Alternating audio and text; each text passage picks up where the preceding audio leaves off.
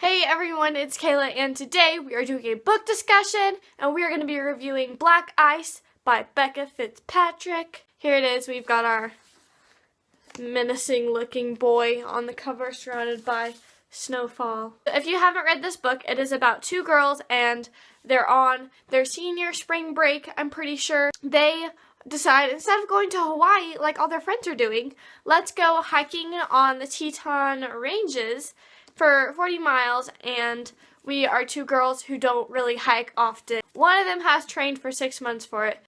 So we've got this guy named Calvin and this girl named Corby, and they're brother and sister, and Corby and Britt are best friends. Britt is our main character. Britt and Calvin start dating.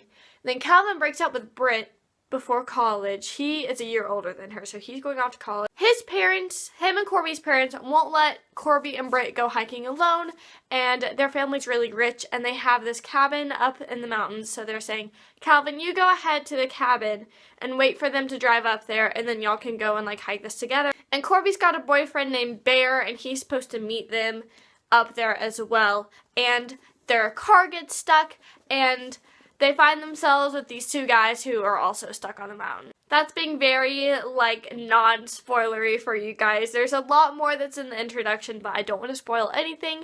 I would give this book a 4 out of 5. I did enjoy it a lot. I had started reading this a year ago, and I read about 50 pages, and then I stopped for some reason. And I don't know if I was just in the slump then, but I picked it back up, and I did enjoy reading this a lot. I think it's a really great book to read in the wintertime because we've got this whole, black ice thing going on. That's all I can tell you if you haven't read the book yet, so go and read it and then come back and we can discuss it together. So if you haven't read the book, bye! So at first I was really unsure with this book. I was really shipping Britt and Mason, aka Jude, but I think Mason is much easier to say because we went about 3/4 of the book calling him Mason. I was shipping them, but in my mind, I did not want to ship them because I'm like, okay, this guy is evil, he kidnapped her, and all this stuff. Even if he didn't turn out to actually be that bad because he's just doing it for his sister, I still didn't want to be shipping people that shouldn't have been together in the first place because he kidnapped her. But in the end, I definitely did end up loving them together. I really like the part at the end when they got to go to the restaurant together and he invited her to stay with him for a month, and all of her friends too, and I'm really happy with the way the book turned out. I'm happy that Corby is out of her life. She doesn't need Corby, and I thought it was so sickening to have a best friend who keeps points on both of you and sees who's better and puts herself in the lead. I could not be friends with Corby. Her overall attitude was getting on my nerves the whole book. She was so annoying and brattish, and she was super helpless, and she's flirting with these guys who she doesn't even know. And I know that Britt did that too, but she was kind of doing it to get back at Corby, which was stupid on her part, but it was still Corby, why are you doing this? In the beginning, I really did think that Mason was scary, especially when we saw him at the cabin. I was like, girl, you need to run away. I thought he was stalking her because he happened to know that her dad was a fly fisher. And yes, the name thing, we could have been like, okay, it was on her shirt, but knowing her dad fly fishes, I was like, okay, that's creepy. This guy stalks you. But it turns out he's super over observant and smart. So we are stranded, and instead of bringing supplies with us, we leave it in the Wrangler before going out. And I don't know why she thought, first of all, it was a good idea to drive her Jeep Wrangler without the cover on it when they are going up into mountains. It's going to be cold, it's probably going to be rainy. I think they should have put that up to begin with. And then her car just totally stalls out, and they have to find these two guys at the house, and after a while they take them as hostage, and Britt makes herself seem really smart, and so they decide to take her with her. She is super smart. I think that because she hangs out with a lot of people who are very annoying and bratty like Corby, she doesn't ever exercise her smarts, but showing herself as an asset was super helpful. They aren't going to want to kill her, and she could weave her way in to make sure that Corby stayed out of it. We never gave her much credit, I feel with Corby. She worked so hard to make sure Corby was safe. She was very self-sacrificial and very selfless in that aspect. I really liked it. So we find this park ranger's house, and whenever Calvin first shot the guy, or no, I think it's back whenever Corby said that Calvin had cheated on her was on Britt was when I really started thinking that Calvin was the killer, because he's involved with all these girls and these girls are ending up dead, which is a long stretch, but like in the book, you know, you're reading it and you're like, okay, who did this? When I first saw him shoot Sean, I'm like, okay, he's definitely a killer. He's killed people before.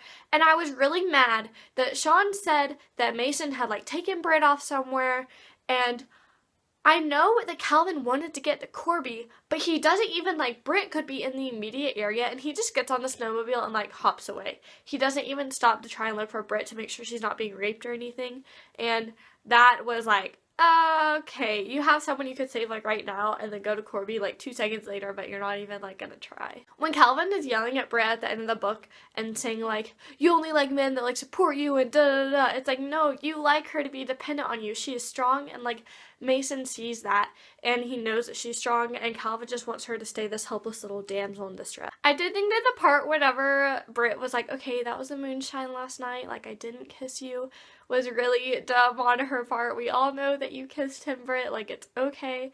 And I know she's, like, battling with this thing, like, should I like him or should I not? Should I trust him and should I not?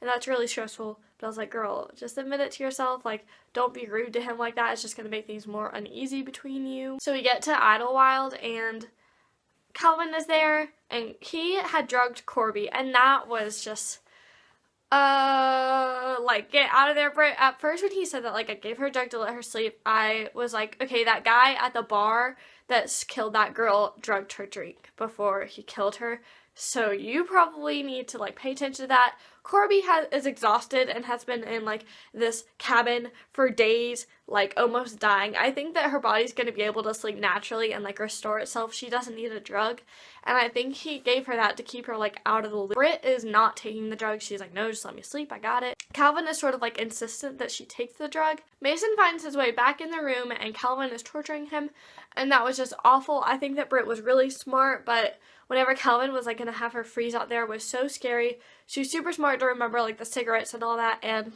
Calvin ends up trying to kill himself, and his brain damage eventually leads him to, like, not really be able to stand trial. I did think, like, the one thing I do have on this book is Calvin's reasoning was kind of weak. I felt bad for him at first because he had such an abusive dad, but he's like, okay, that girl got into Stanford and I didn't, so I killed her. Obviously, it just shows how weak and, like, stupid and petty he is, but at the same time, it's a really weak reasoning to start killing someone. I think that it was sort of a stretch, but I still love the book. I was just like, maybe, okay.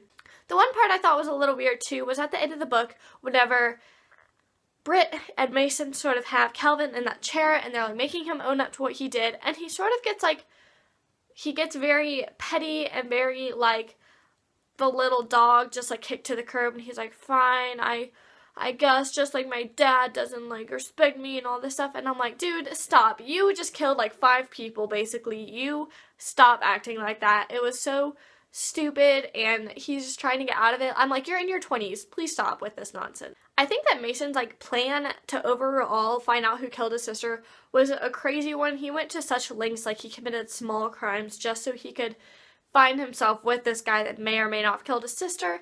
And I wish he would have told Britt from the beginning, like, hey, Calvin might be the killer, and just shown her, like, if he would have just said, that's her hat, like, that is not Calvin's, then I think Britt could have been, like, persuaded, and they could have taken that, like, snowmobile and gone down the mountain and gotten police authority before all this madness happened.